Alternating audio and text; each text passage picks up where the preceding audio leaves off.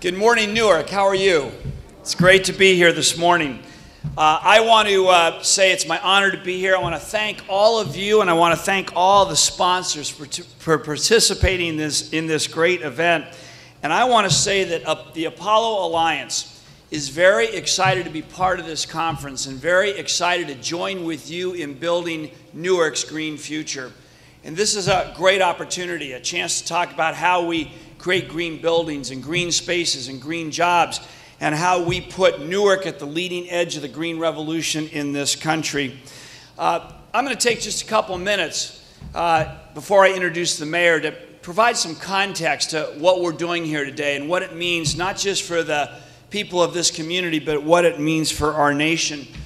Kate talked briefly about the Apollo Alliance and who we are and what our mission is.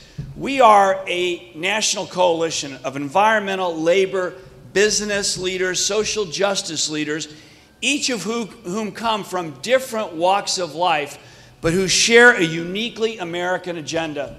And that is, in this 21st century, to build a new American economy, a clean energy, good jobs economy that frees this nation from oil dependency, that addresses that risk of climate change, and perhaps most importantly, restores the notion that made America great, that we are a country that has an economy for everyone, not just the few, that we're committed to investing in our people, our communities, and our industry, and using our great wealth as a society to create greater wealth for generations to come. We take our name from the first Apollo mission in this country, when John Kennedy stood before this nation in 1961 and pledged to send a man to the moon by the end of the decade. We accomplished that goal, but in the course of putting a human being on the moon, we did more than just achieved a great scientific feat. We mobilized the talent of innovators, entrepreneurs, scientists, and workers across this country to accomplish a great national goal and to create wealth and productivity and economic results that has rebounded for decades to come. We believe at the Apollo Alliance that we can do the same today when we face these enormous challenges: our dependence on foreign oil, the real and imminent threat of global warming, the hollowing out of the middle class and the working class in this country that has been our backbone, if we make a similar commitment to mobilize the talent and wealth of this country. Now look, we've faced enormous challenges before. A nation rent apart by the Civil War, a nation that overcame fascism and a Great Depression, a nation that during the Cold War did some pretty smart things, mobilizing the capital and people of this country, building an interstate highway system.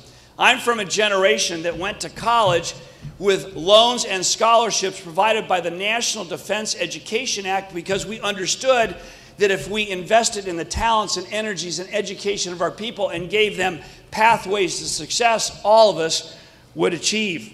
So in that context, the Apollo Alliance is going all over this country, trying to work with people like Mayor Cory Booker and all of you to build a new national movement to create a clean energy, good jobs economy. Over the next month, we're going to be releasing across this country our agenda for change, an agenda that we hope is embraced at the local level with examples like Newark in the lead, showing the way, and by new national leaders, our new president and a new progressive Congress that takes office in January of 2009. I want you to all go to our website, apolloalliance.org, and take a look at our program, the new Apollo program. It is a sweeping program, a 10-year, $500 billion investment program to create 5 million new jobs, to lower energy costs, and to build a new era of prosperity in this country.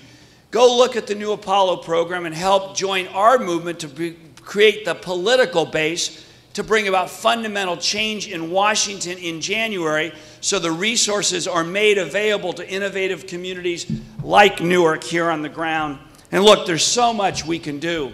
We can retrofit the built environment in this country. 70% of the electricity consumption in America is in buildings, 40% of the carbon emissions. In the next 25 years, 75% of the buildings in this country are either going to be newly constructed or rehabilitated. We can make those buildings more energy efficient and create hundreds of thousands of jobs. Each year, we're spending $120 billion in Iraq, For that investment here in America, we could build public transit systems and put more than 1 million Americans to work. We can build renewable energy systems. We can retool our industrial base and might and make sure we're never dependent again on other countries for our energy security. As we move off foreign oil dependency, what a tragedy it would be if we're dependent on other societies for all the component parts to fuel a new clean energy economy. There is so much to do, but there's two big things that need to happen. First of all, we need new leaders in Washington, progressive leaders who understand this agenda and get this agenda. And I will just say, I'm head of a nonprofit, nonpartisan organization, but I am thrilled that Barack Obama has committed to invest $150 billion in clean energy and good jobs and to give a hand up to communities like Newark. But we need something else. We need examples and leaders at the local level, because almost everything we need to do, whether it's building a solar plant, whether it's building a recycling facility, whether it is cleaning up the port and creating an example of what a green port is that supports commerce and jobs, whether it's retrofitting the built environment, building public transit systems, these are all things that emanate at the community level. So what we need are cities that will be at the leading edge. And it's very clear that in the 21st century, cities are going to be the hub of the American economy. We're going to grow by 120 million people by 2050. 90% of the population growth in this country is going to be immigrants and people of color. People are moving because of gas prices and because they want interactive communities back into urban centers. Cities are becoming the nexus of research and development and universities and knowledge jobs. This is going to be the 21st century, will be the century of the American city. And there's so much you can do here in Newark.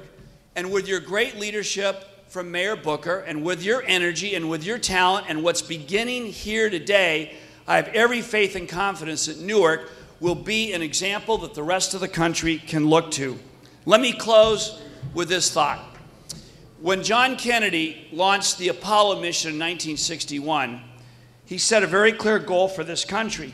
And he backed it with real resources and money. He committed $3.5 billion a year in that economy to the space mission alone. That's $70 billion a year, equivalent in today's society, this very wealthy society. And he said, we choose to go to the moon in this decade and to do other things not because they are easy, but because they are hard. We choose to go to the moon because that goal will serve to organize and measure the best of our energies and skills. I have every faith and belief that if John Kennedy and my parents' generation could make those kind of commitments to explore the heavens, what we can do here in Newark, in your own community, in your own neighborhoods, and across this nation, is we can commit ourselves to save our planet and build a new economy of broad opportunity here at home, here in Newark, here in cities across this nation. Now, it is my great honor to introduce the person who really began with all of you to make this happen. Someone who is known throughout the country for his energy, his talent, his passion, his commitment to the city of Newark. A lot of people pick different paths in politics and public service. And Cory Booker has picked a path of commitment. From his days here representing people in the community who needed a voice in the courts of our land, to someone who's committed his life to rebuilding the neighborhoods of Newark, Cory Booker stands as an example, not just to the people of this community, but across this nation. In so many respects, as you know, Newark in the 1950s, 60s, and 70s was emblematic of the challenges and the woes of urban America. I know in my heart, the very fact that we're here today, the very fact that all the eyes are now on Newark, I know in my heart that under Cory Booker's leadership and with your energy and commitment, all eyes will once again be on the city of Newark as a shining example of what we can do to rebuild the very heart of America, our cities, our core, our neighborhood. And so it's my real honor today to introduce to you someone you know who's really the driving force who with you will catapult Newark to the front ranks of the Green Revolution. Please give a very warm welcome to Mayor Cory Booker.